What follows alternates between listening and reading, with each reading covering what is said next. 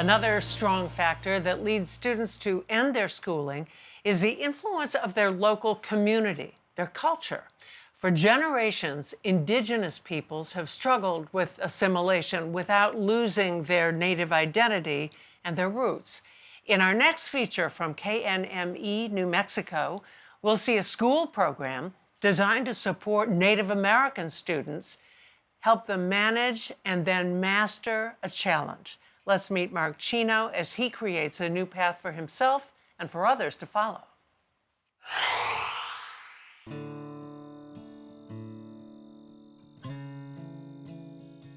Arawa hopa hintawa kawesa ko kyami hansata Melissa Osanaya ko shahatsa sanich. My name is Mark Chino. I'm with the Eagle Clan. Melissa is my mother and Mark is my father.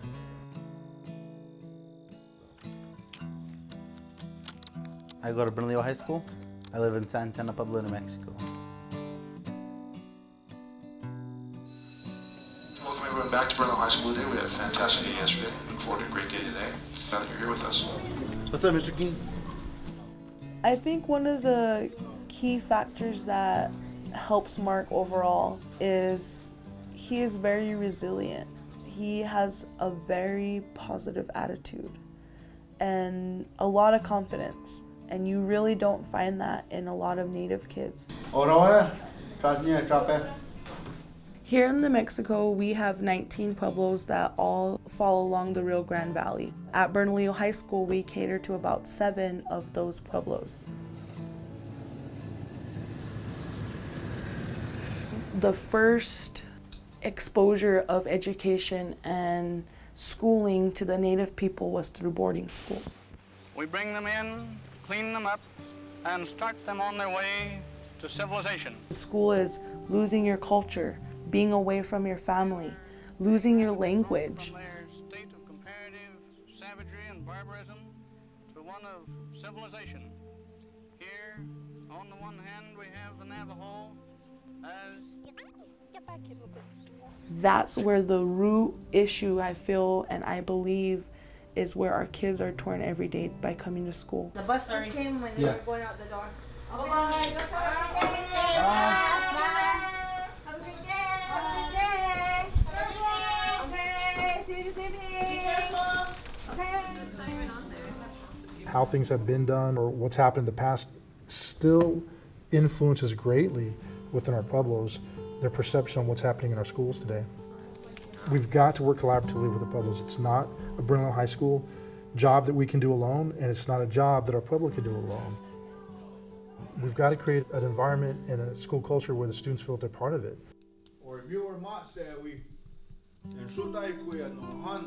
I'm one of those people. I have pride in who I am. I can't call myself Native American if I lose my language, my culture, because I'm losing my identity. Right? So they're always constantly carrying us, okay? Not so much in the basket, but spiritually, right? Okay, when does that happen? Anybody know? End of the year. At the end of the year? Or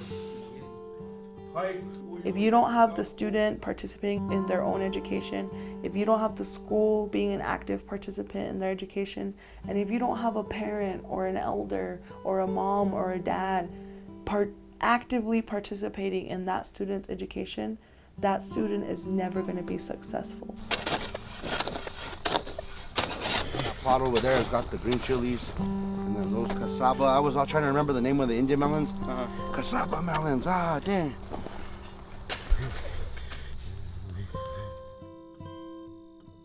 As far as education, I really try to stay on top of it. I have a big support, my family here, my sisters, my mom. I couldn't do half of the stuff without them. I live with my dad, my aunties, my sister, and my grandmother. My grandmother is, she's something, all right. Oh yeah. Yep. That's cool. She pushes me, basically. That's what I want to say, because she does. She's like, are you sure you did this? Yes. Are you sure? Yes. Are you sure? Are you sure that you did this? Let me see it. Okay. Just with a toothbrush, just dust them off because they look a little bit dusty.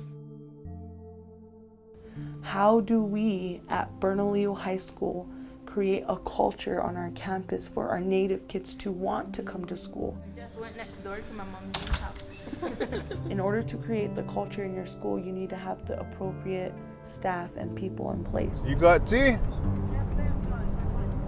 You got new ones. We take them on field trips. And I feel that's really important, bringing them out here, seeing what we've learned in the class. And I see that, the identity, who they are, and being proud of themselves as tamayame.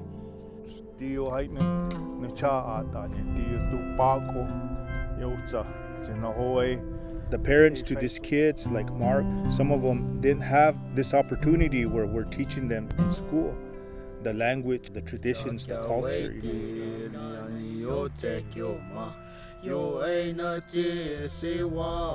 I have a lot of teachers, and I want to gain wisdom along with an education.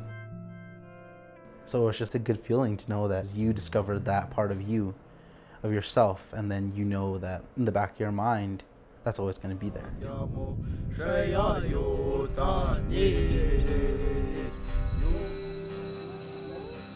For a student like Mark, it's important for him to never forget where he's from, be proud of where he is, and to be able to promote that within our school and be one of the leaders in our school. Go, Mark, you got this group organized. Bravissimo. I know that someday Mark will be a conduit for change in his own community. 2018. As a sophomore, he is already showing his community that you can be different and you can still be successful. He'll always know who he is. He'll always know who he is. I want to get an education, maybe teach, and then come back here to the Pueblo and share what I have. My